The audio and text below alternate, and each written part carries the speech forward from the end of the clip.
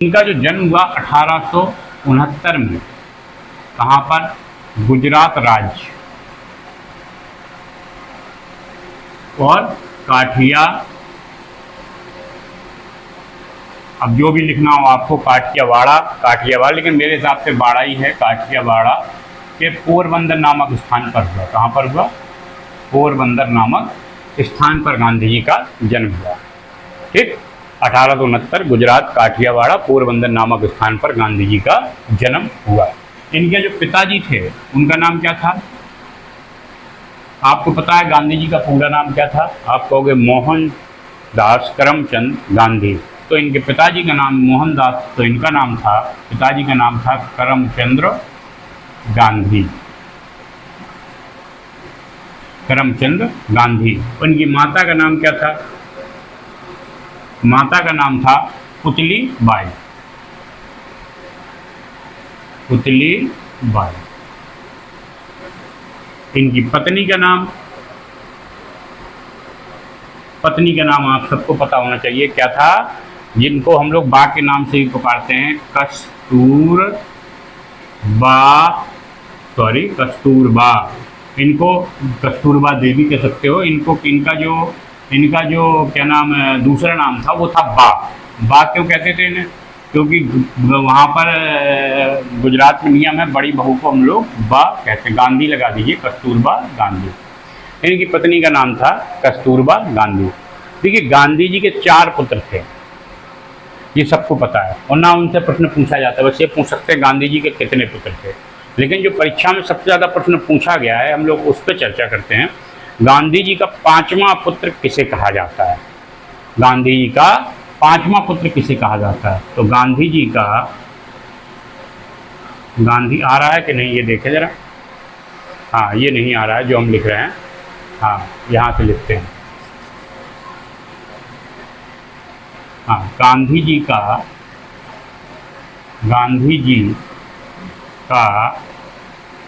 5वां पुत्र किसे कहा जाता है? तो आप तो पूछेंगे गांधी जी का 5वां पुत्र किसे कहा जाता है, तो आप लोग क्या कहोगे? जमुनालाल बजाज। किसको कहा जाता है? जमुनालाल बजाज। कहीं कहीं इनका जमुना लिखा होता है, कहीं जमुना लाल बजाज। इन्हें गांधी जी का 5वां पुत्र कहा जाता था। गांधी जी का जन्म 1869 गुजरात काठियावाड़ पोरबंदर। पिता का नाम करमचंद गांधी, माता का नाम पुतलीबाई, पत्नी का नाम कस्तूरबा गांधी। और गांधी जी का 5वां पुत्र कौन था? जमुनालाल बजाज। ठीक, और इन्होंने जो है अपनी, क्योंकि गांधी जी एक वकील थे, एक अच्छे वकील थे, तो इन्होंने अपनी जो लॉ की पढ़ाई है वो कहाँ से की? तो हम लोग बता दें कि गांधी जी ने अपने लॉ की पढ़ाई कहाँ से की? आप कहोगे ब्रिटेन से की, the inner temple law college से। कहाँ से? The inner temple law college से। तो इसको नोट कर लो क्योंकि इसको मिटा रहे हैं। ठीक है, अगला देखिए।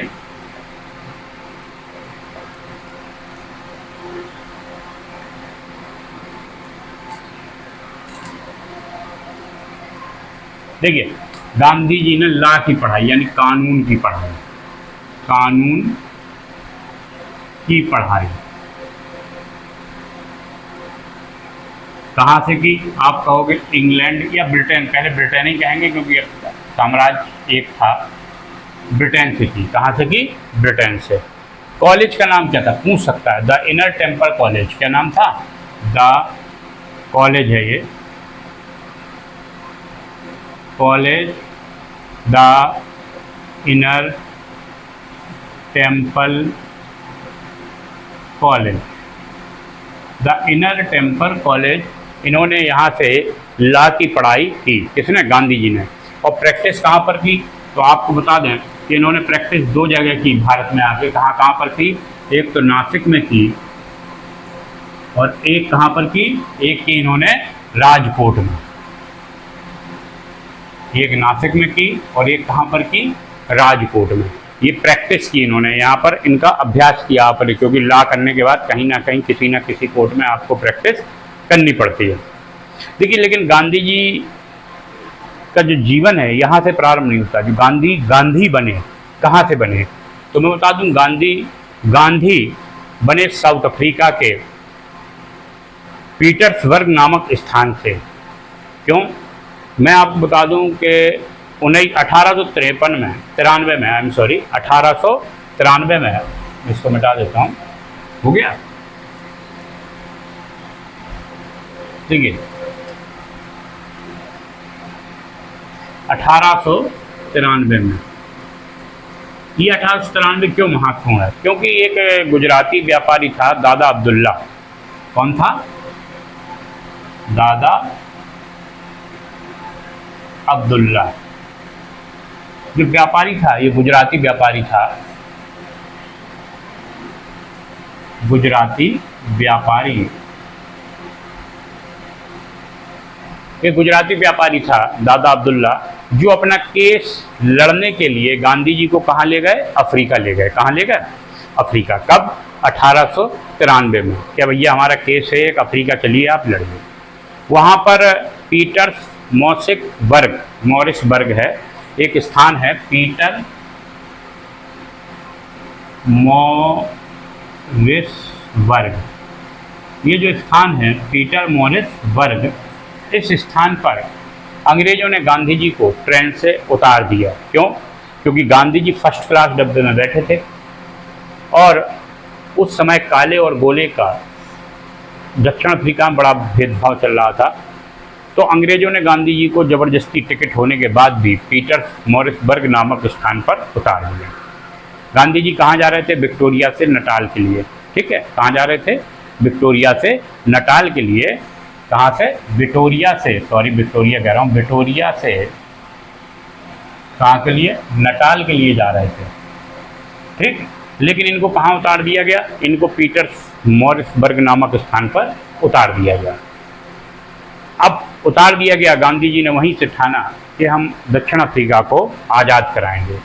फिर उन्होंने 1894 में, 93 में गए, 1894 में क्या किया?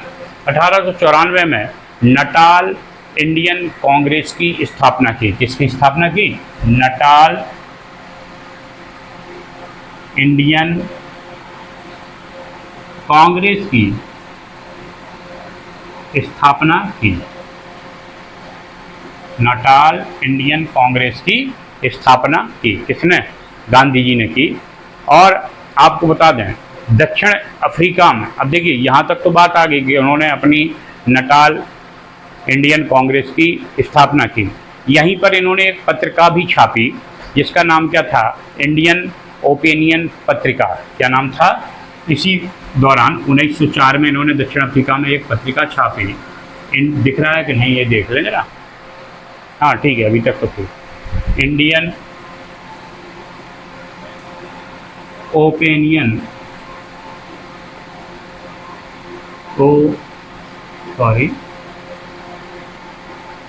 नियन पत्रिका, इन्होंने एक पत्रिका छाटी, इंडिया ओपिनियन पत्रिका। कहाँ पर? दक्षिण अफ्रीका में। तो आपको ये याद होना चाहिए कि 1894 में गांधी जी ने नटाल इंडियन कांग्रेस की स्थापना कहाँ पर की? दक्षिण अफ्रीका में। 1904 में इंडियन ओपिनियन पत्रिका छापी। कहाँ पर? दक्षिण अफ्रीका में। और गांधी जी द्वारा पहला सत्याग्रह कहाँ पर किया गया? तो ये भी कहोगे आप, दक्षिण अफ्रीका में। हाँ, एक प्रश्न और निकलता है। गांधी जी वकील थे, केस लड़ने गए, वो प्रश्न छूट गया, दोहरा रहा हूँ। तो ये मान लीजिए कि दक्षिण अफ्रीका के कोर्ट में, यानी कि न्यायालय में, पहले भारतीय पंजीकृत वकील महात्मा गांधी थे। दक्षिण अफ्रीका के कोर्ट में पहले भारतीय पंजीकृत वकील कौन थे? गांधी जी थे। ठीक, तो आपको ये ध्यान रखने हैं, ये महत्वपूर्ण फैक्ट हैं। एक दो फैक्ट और हैं, उनके ऊपर और चर्चा करते हैं, तब तक इसको नोट कर लीजिए। चलिए, इसी दौरान 9 जनवरी 1915, 9 जनवरी 1915 ये महत्वपूर्ण दिवस है। क्यों? क्योंकि इसको हम लोग विश्व, ये जो 9 जनवरी है, 1915 को नहीं, 9 जनवरी को, क्या विश्व, यहाँ पर लिख देता हूँ, 9 जनवरी जो है किस रूप में मनाते हैं? विश्व प्रवासी दिवस के रूप में हम लोग किसको मनाते हैं? 9 जनवरी को मनाते हैं। किस रूप में मनाते हैं? विश्व प्रवासी दिवस के रूप में। क्यों मनाते हैं? क्योंकि गांधी जी 9 जनवरी 1915 को पूर्ण रूप से भारत लौट आए थे और गांधी जी के लौटने के उपलक्ष्य में ही हम लोग 9 जनवरी को विश्व प्रवासी दिवस मनाते हैं।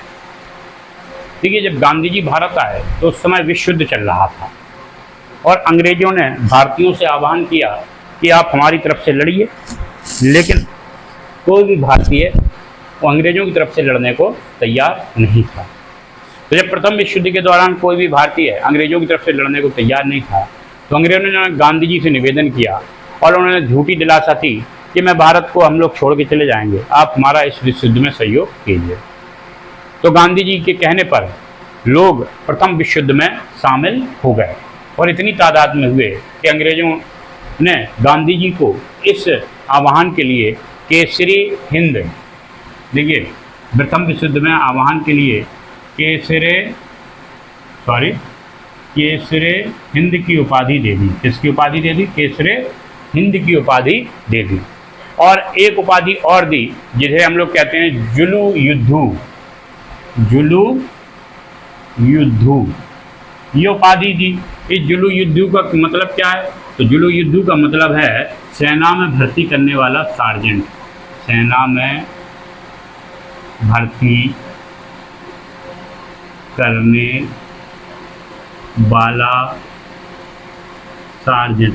देखिए, गांधी जी के बारे में कई बातें हैं, लेकिन मैंने ये महत्वपूर्ण बता रहा हूँ। सबको पता होगा गांधी जी ने किस किस अधिवेशन में भाग लिया है, गांधी जी ने किस असहयोग आंदोलन किया, जो सबको याद है वो नहीं। ये जो चीज़ें हैं ये शुरू से, क्योंकि यहाँ के बाद तो गांधी जी का इतिहास, इंडिया आने के बाद सबको, अधिकतर लोग गांधी जी के इतिहास के ऊपर चर्चा करते ही हैं। लेकिन आपसे पूछा गया गांधी जी ने पहला सत्याग्रह कब किया था, तो आपको ध्यान रखना गांधी जी का जो पहला सत्याग्रह था वो कहाँ पर था? आप कहोगे साउथ अफ्रीका में। और भारत में पहला सत्याग्रह कहाँ था? तो आप कहोगे भारत में पहला सत्याग्रह था चंपारण में। चंपारण, जहाँ पर नील की खेती अंग्रेज ज़बरदस्ती करवा रहे थे। क्योंकि अब देखिए इसके ऊपर भी चर्चा करते हैं, पहले देखिए इतना हो गया आपका। चलिए,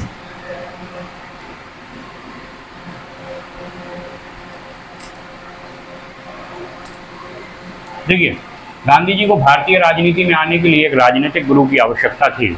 इस कारण से इन्होंने अपने राजनीतिक गुरु किसको बनाया? गोपाल कृष्ण गोखले को। किसको बनाया? राजनीतिक गुरु जो है इन्होंने बनाया गोपाल कृष्ण गोखले को। गांधी जी ने अपना राजनीतिक गुरु किसको बनाया? गोपाल कृष्ण गोखले को। अब देखिए, इसके बाद गांधी जी ने एक अधिवेशन था 1916, जिसे हम लोग कहते हैं लखनऊ अधिवेशन।